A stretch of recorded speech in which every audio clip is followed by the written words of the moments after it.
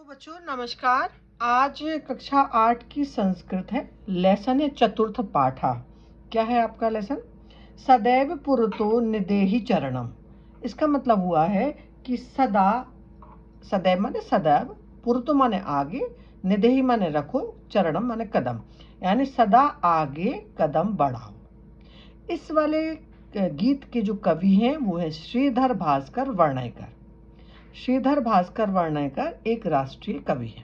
ठीक है, तो अब चलते हैं कविता की तरफ या गीत की तरफ। चल चल पुरतो निदेहि चरणम, सदैव पुरतो निदेहि चरणम, गिरिशिखरे ननु निज निकेतनम, विनयवयानम नगारोहणम, बलम स्वकीय भवति साधनम, सदैव पुरतो निदेहि चरणम। ठीक है, तो पहले दो लाइन को देखते हैं। चल चल पुरतो निदेहि चरणम, सदैव पुरतो निदेहि चरणम। तो इसका पहले अन्वय देख लेते।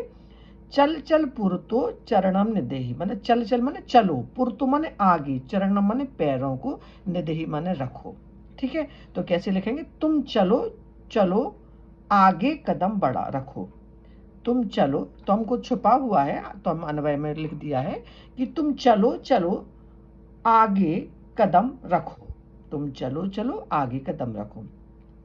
सदैव पुरतो चरणम निदेहि, सदैव माने हमेशा, पुरतो माने आगे, कदम बढ़ाते चलो, हमेशा आगे कदम रखो। ठीक है, ये तो अन्वय का अर्थ हुआ। लेकिन जब आप अर्थ लिखोगे इन लाइंस का तो कैसे लिखोगे कि हे मानव तुम चलो, चल चल चलो, पुरतो आगे कदम रखो।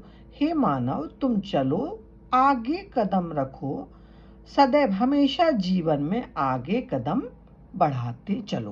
तो अन्वय लिखने की आपको जरूरत नहीं है। जब आपकी लाइंस आए तो आपको सीधा उनका अर्थ लिखना है। फिर नीचे की 4 लाइन देखते हैं। गिरि शिखरे ननु निज निकेतनम, विनयवयानम नगारोहणम, बलम स्वकीय भवति साधनम, सदैव पुरतो। ठीक है ना, तो इसका क्या है? अन्वय क्या है? निज निकेतनम ननु गिरि शिखरे। निज निकेतनम माने अपने घर में। ठीक है, अपना निवास, ननु माने निश्चय ही, गिरि शिखरी पर्वत शिखर पर है, अपना निवास निश्चय ही पर्वत शिखर पर है। विनय यानम, विना एव यानम, यान के बिना ही, नगारोहणम पर्वत शिखर पर चढ़ना है। स्वकीयम बलम साधनम भवति, स्व माने अपना, बल माने अपनी शक्ति ही अपना साधन होती है। सदैव पुरतो चरणम देहि, हमेशा अपने कदम आगे बढ़ाते चलो। अब इन 4 लाइनों का अर्थ कैसे लिखेंगे? ये तो अन्वय का मतलब होता है कि जो टेढ़े मेढ़े ऊपर आगे पीछे शब्द लिखे रहते हैं उनको एक सीक्वेंस में आपको लिखना है। लिख दिया जिससे आपको अर्थ लिखने में सहूलियत हो, बताने में, खासतौर से टीचर को। लेकिन जब आप लिखोगे तो आपको अन्वय नहीं लिखना है, आपको सीधे अर्थ लिखना है। तो क्या लिखोगे? अपना घर पर्वत पर है, गिरि शिखरे ननु निज निकेतनम, निज माने अपना घर, पर्वत शिखर पर है निश्चय। विनय यानम, हमें जहाजों के बिना, यान के बिना ही पर्वतों पर चढ़ना है। बलम स्वकीय भवति, अपना ही बल ही अपना साधन है।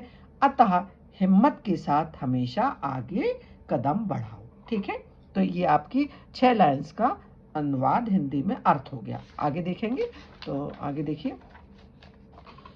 पथि पाषाणः विषमा प्रखरा, हिंसा पशवा परितो घोरा, दुष्करम खलु यद्यपि गमनम, सदैव पुरतो निदेहि चरणम। ठीक है ना, तो अब इनका 4 लाइन का, ये 4 लाइन से पथि से लेके सुदयपुर का अन्वय देखें। पथि विषमा प्रखरा पाषाणा, पथि माने रास्ता, विषमा, विषमा माने क्या है? विषम का मतलब टेढ़ा मेढ़ा है, आपका आसमान है। प्रखरा पत्थरों से, प्रखरा माने नुकीले पत्थरों से, जो रास्ता है विषम प्रखर पत्थरों से, टेढ़े मेढ़े नुकीले पत्थरों से भरा पड़ा हुआ है। रास्ता आसमान माने आसमान है, रास्ता आसमान है जो कि टेढ़े मेढ़े पत्थरों से, अप्रखरा माने नुकीले, पाषाणा माने पत्थरों से भरा पड़ा है। परितो हिंसा, परितो माने चारों तरफ, हिंसा घोरा पशु, भयंकर, घोरा माने भयंकर पशु है, चारों तरफ भयंकर हिंसक पशु होंगे। यद्यपि गमनम खलु, यद्यपि जाना निश्चित रूप से, दुष्करम, दुष्करम माने बहुत कठिन होगा, यद्यपि आगे बढ़ना बहुत कठिन होगा। सदैव पुरतो चरणम निदेहि, फिर भी आपको आगे अपने कदम बढ़ाते रहना है। तो अब इसको अर्थ कैसे लिखेंगे इन 4 लाइनों का? तुम्हारे रास्ते में टेढ़े मेढ़े, विषम माने टेढ़े मेढ़े, प्रखरा माने नुकीले पत्थर आएंगे। जब आप अर्थ लिखते हो तो आपको लाइन को पूरा अर्थ सहित, मतलब एक उसमें जिसमें आप कोई अर्थ निकले तो भले ही अपनी तरफ से कुछ जोड़ना पड़े तो आप जोड़ के लिख सकते हो। तो इससे पढ़ने में आपको पूरा व्याख्या सहित लिख लगेगा और अर्थयुक्त लगेगा, मीनिंगफुल लगेगा। तो तुम्हारे रास्ते में टेढ़े मेढ़े नुकीले पत्थर आएंगे, आपके चारों ओर भयंकर हिंसक जानवर भी होंगे। यद्यपि तुम्हारी यात्रा बहुत कठिन होगी, लेकिन तुम सदैव आगे कदम बढ़ाते चलो। ठीक है ना। तो ये आपके इतने लाइंस का हो गया है, 4 लाइन का। अब क्या है आगे? जही भीति भज भज शक्तिम विदेही राष्ट्रे तथानुरिक्तम कुरु कुरु सततम धे स्मरणम सदैव पुरतो निदेहि। ठीक है, इसका अन्वय क्या है? ये अन्वय देखिए, थोड़ा सा ऊपर करते हैं आपको। भीति जही शक्तिम भज भज। ठीक है, जही माने भज, छोड़ दो। जही भीति भय को छोड़ दो, शक्तिम भज अपनी शक्ति को भजो, अपने सामर्थ्य को भजो, अपने सामर्थ्य को याद करो। भय को छोड़ो, अपने सामर्थ्य को याद करो। तथा राष्ट्रे अनुरिक्तम विदेहि सततम स्वधेयम स्मरणम कुरु कुरु सदैव पुरतो निधेयम। ठीक है, तथा राष्ट्र में अनुरुक्ति माना अपने राष्ट्र से प्रेम करो, अपने राष्ट्र से, अपने देश से, अनुरुक्ति माने प्रेम, विदेही करो, विदेही माने करो, राष्ट्र माने अपने देश से प्रेम करो, सततम माने निरंतर, ध्येय लक्ष्य का स्मरण करो, निरंतर अपने लक्ष्य का स्मरण करो, सदैव पुरतो चरणम निदेहि, और हमेशा आगे कदम बढ़ाते चलो। ये तो अन्वय हो गया इन पंक्तियों का। ठीक है ना, समझ गए ना। अब आपको अर्थ लिखना है, तो ये आप अर्थ देखिए, इधर पे ये लिखा हुआ है हमने, आपको दिख रहा होगा। तुम डर को छोड़ो, भीति जही, तुम डर को छोड़ो, अपनी शक्ति को जपो, अपनी शक्ति को पहचानो, अर्थात अपनी क्षमता को पहचानो, अपने देश से प्रेम करो और हमेशा अपने लक्ष्य का स्मरण करो और सदैव आगे कदम बढ़ाते चलो। ठीक है, तो ये तो पूरा आपका जो ये वाला लेसन था ये हो गया है।